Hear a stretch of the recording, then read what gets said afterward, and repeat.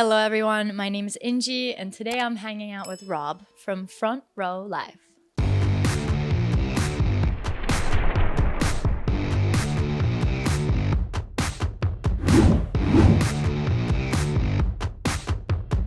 What's up, guys? Rob here, Front Row Live Entertainment, and I'm hanging out here at the Echo with INJI, and I'm so excited to be talking to you. I've been a fan of this EP, even though it just dropped a few days ago, and it's literally like on repeat.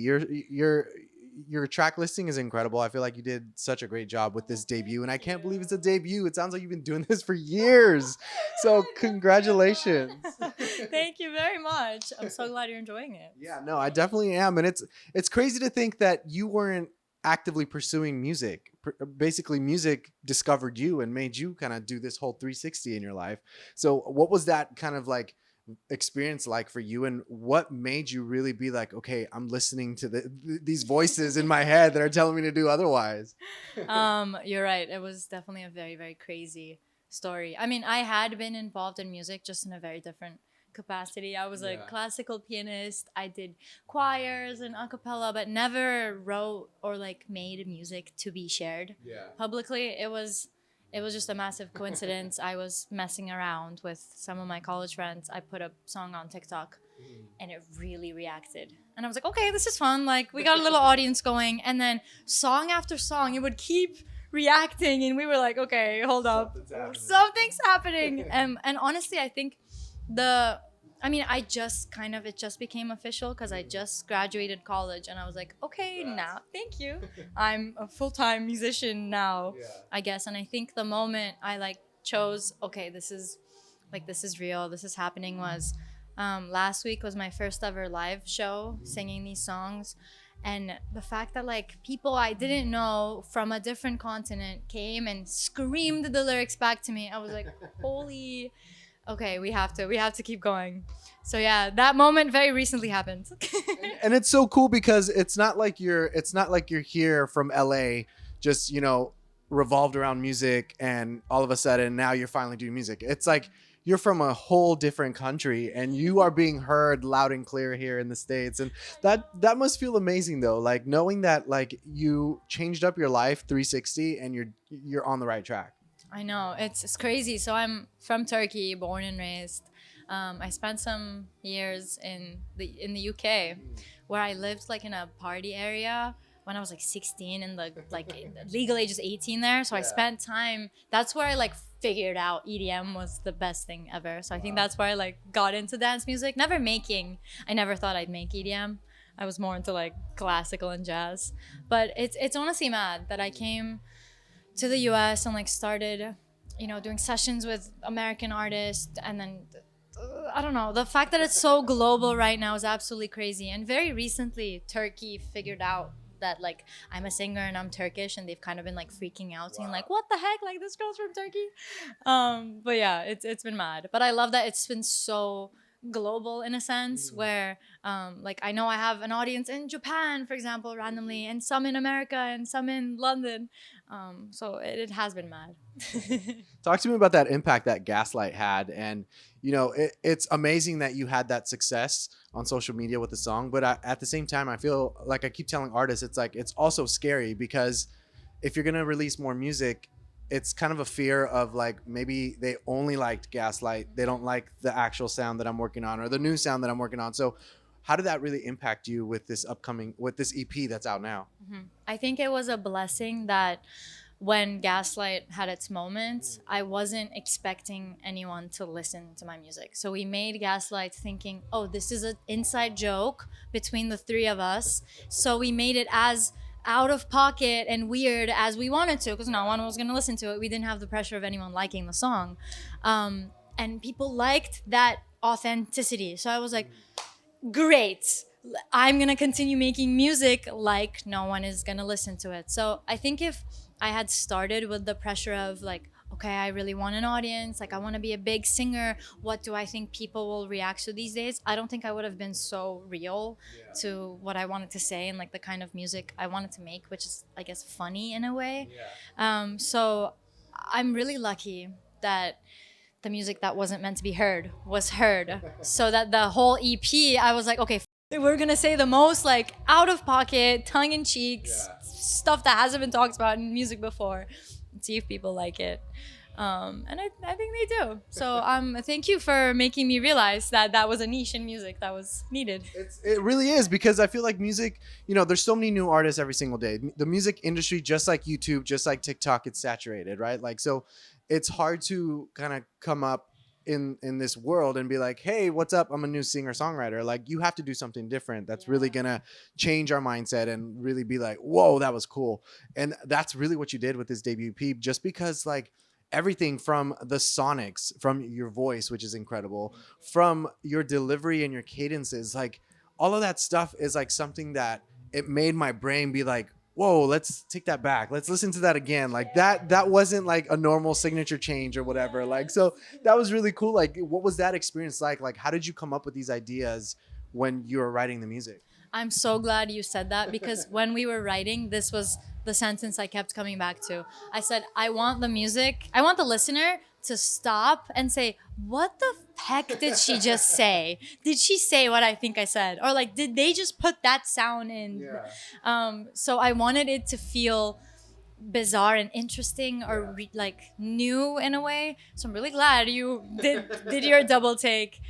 So when I usually write with my friend Jonah, and we always say, okay, do I giggle at some point in the song, or do I feel shocked as a listener? Like, does it make me react to the song? And are we saying anything that has been said before? Because we don't need to repeat the same thing. Sure, like, but that's hard to know whether or not it has. Oh, I know. But we just try to like pick on a really unique, unspoken of topic with every song. I mean, I'm sure some have been said before.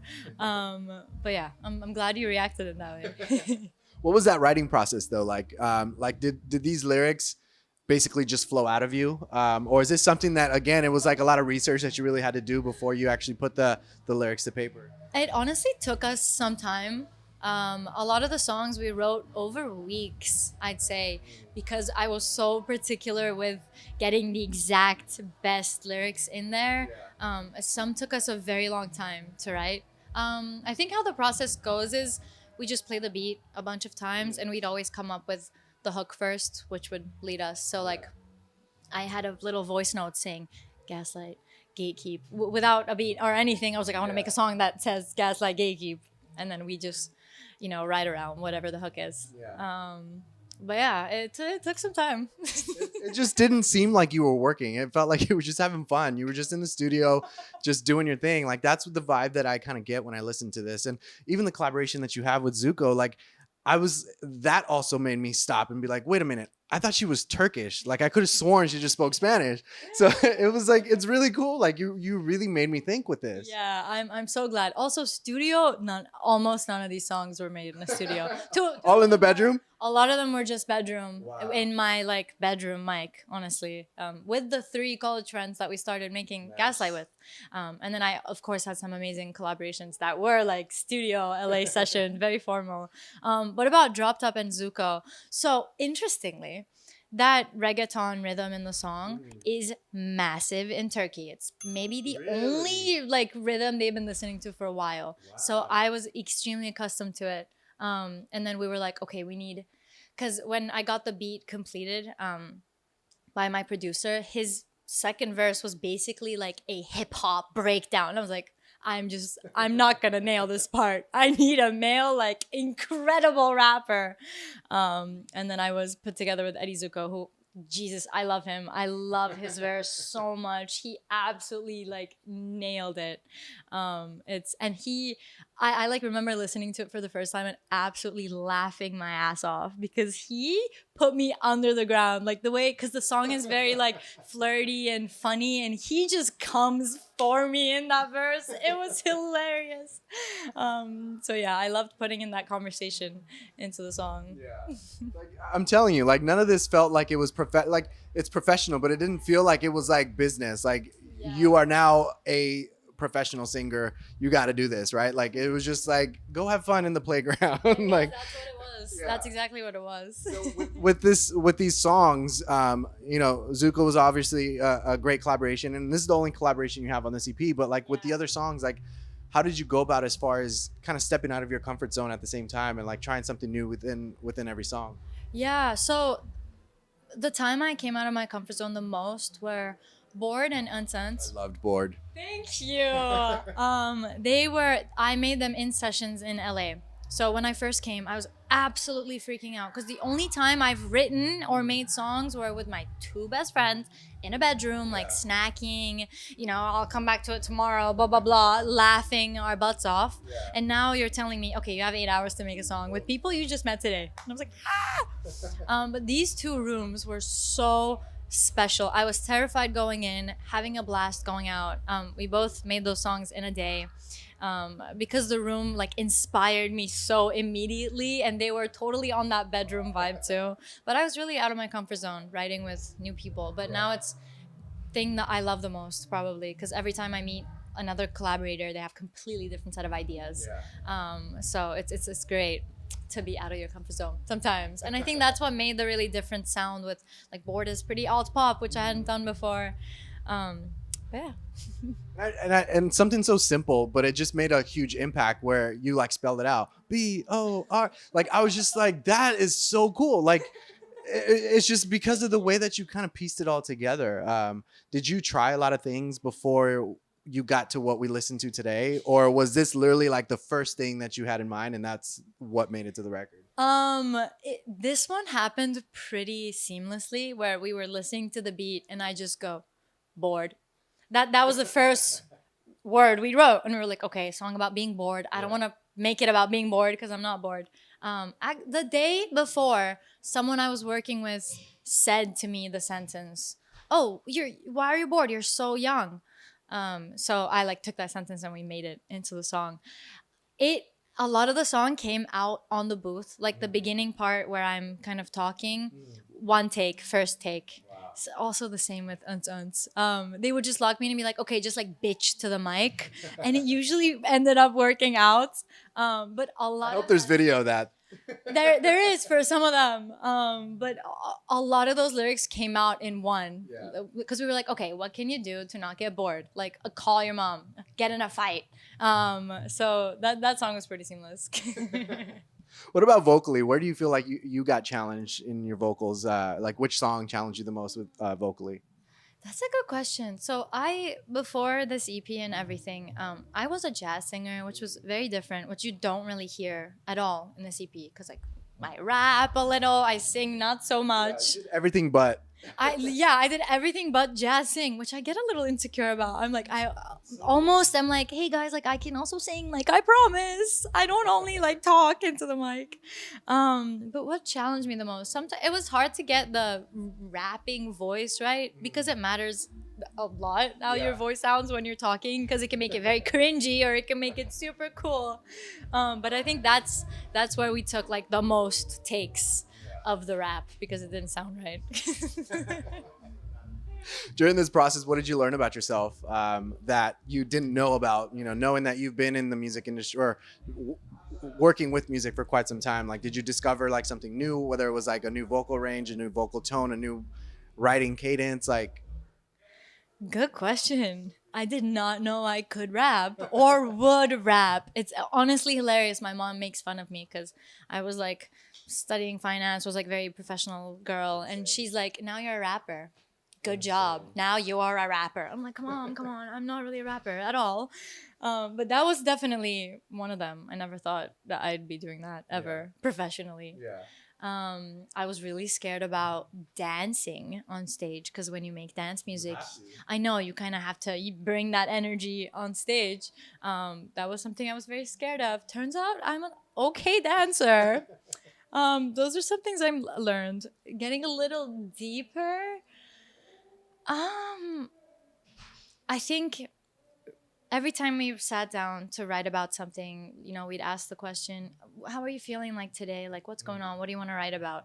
And I'm super thankful. Never had something super heartbreaking or sad to write about, which formed what the EP is about. And the EP is just about joy and being happy and being carefree. And I think writing these songs made me realize, like, oh, you know what? Life is so joyful and nice, and you don't have to take it so super seriously. I think that wisdom came out from me during the writing process. And I realized I'm a happy, peaceful person. I'm glad. I would have hated it if I came here and you were actually bored and you were actually like hating life. So I'd be like, dang, this EP does not match at all. Do you feel like you have been LFG'd? I feel I feel like you did a great job being the EP in person. Thank you. I'm so glad. So you had your first show last week. This is first time here in LA. Obviously, there's going to be more performances coming out. So as far as like translating this EP to the live show, what is that aspect like? Yeah, I was a little confused because some of the EP is so dance and clubby, and some of the EP and future songs that I want to play are a lot more, live-ish and singy-songy. So we decided to make a mix. So the live show starts as a full club set, and I get the club dancing out of the way, and then I focus on some of the more like lyrical, singy songs. And then for the bigger show in New York, we added live drums, which I'm really excited to play. Even though the live drums are like, they're like electronic now, and you can put. You're playing them. I'm not playing them. That would be really hard if I was doing this and also trying to sing. So the producer Alex of most of the songs is also a drummer, so he's coming to play with me, which I think will be really fun. But yeah, it was a little hard translating into a live show, but I think it worked out really perfectly because I can put this in a club setting and it works. I can put this in a like live stage setting and it still works. But yeah, it's a one-woman show, which is a little scary, but we're gonna be fine. You're doing it. I believe in you. You're doing it, and I'm excited to check that out. So thank you so much for hanging out with me. Congratulations with this debut EP. This was the best birthday gift because that was my birthday when it dropped. So thank you. Thank you. LFG is out now. INJI is amazing. If you haven't listened to the music, check it out. And thanks for watching On Front Row Live.